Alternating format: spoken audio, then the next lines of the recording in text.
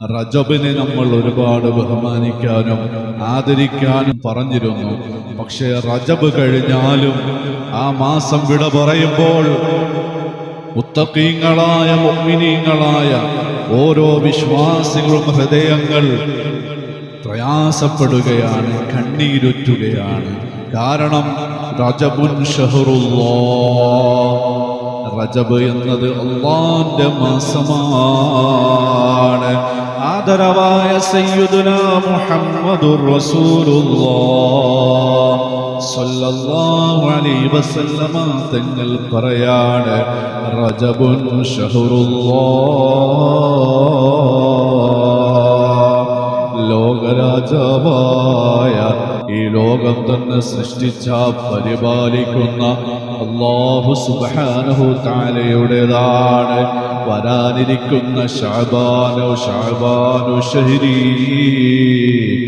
ഈ മാസം എന്റേതാണെന്ന് ആദരവായ മുഹമ്മദുർ റസൂലുള്ളാഹ് സ്വല്ലല്ലാഹു അലൈഹി വസല്ലമ തങ്ങൾ പറയുകയാണ്, ഈ മാസത്തിൽ ധാരാളം സ്വലാത്തുകൾ, ഖുർആനുകൾ അതാ നിസ്കരിച്ച് അല്ലാഹുവിന്റെ ദർബാറിലേക്ക് കൈനീട്ടി ദുആ ചെയ്തോ.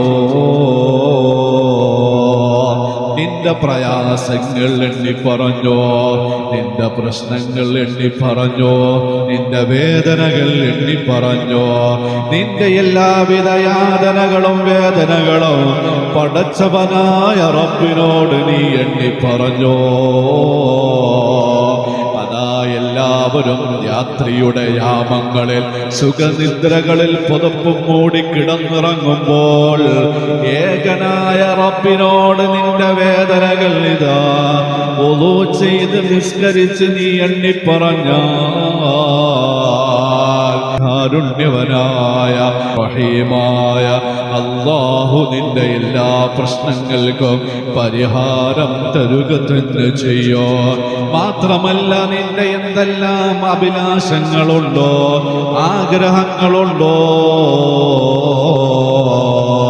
നിന്റെ എല്ലാ സദുദ്ദേശങ്ങളും അർഹമുർ റഹീമായ റബ്ബിനോട് പറഞ്ഞോ. ഏകാന്തമായി നിന്റെ മക്കളും ഭർത്താവും വീട്ടുകാരും ഉറങ്ങുമ്പോൾ നീ ഇതാ എടുത്ത് 2 റക്അത്ത് നിസ്കരിച്ച് അതാ അല്ലാഹുവിലേക്ക് തേടുമ്പോൾ, ആ മനമുരുകി തേടുമ്പോൾ